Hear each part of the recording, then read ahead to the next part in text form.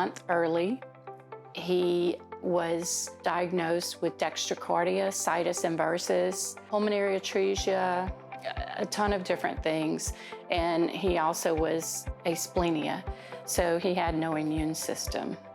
He was very underdeveloped, and he went through 4 open heart surgeries within the first 5 years of his life. Several times he had to totally learn how to walk again because being on bed rest, his muscles would just waste away.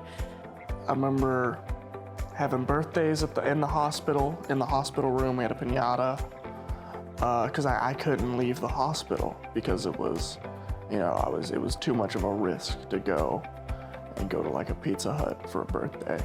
So I had to be in the hospital at pretty much all times. And I was there for so long, it was kind of became a second home. Well, they told me before he was born he might not make it through childbirth. Then they told me he probably wouldn't last a day. And then we were told he wouldn't make it to 2, that he'd never come off of oxygen, that he'd never have any quality of life, that I would never have any quality of life. And that's definitely not been the case. Chance is a fighter, and he has overcome so much. You know, when people thought that he couldn't make it through something, he would come through it with flying colors.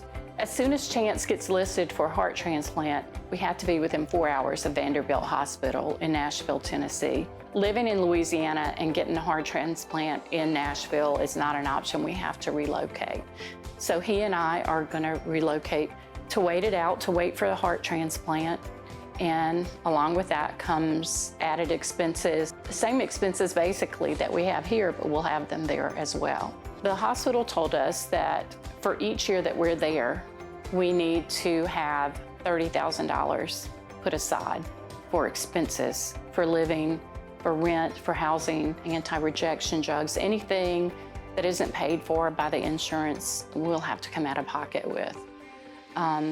We're going to have to rent a place to live. We don't know if we'll be there a month waiting for a heart or if we'll be there 2 years waiting for a heart. So there's a lot of unknowns, involved with it. If you can't donate any money, that's perfectly fine. Just pray for us. But if you do donate money, it's all tax deductible, so you get it off your taxes. Just go donate at www.coda.org/Coda for Team Chance.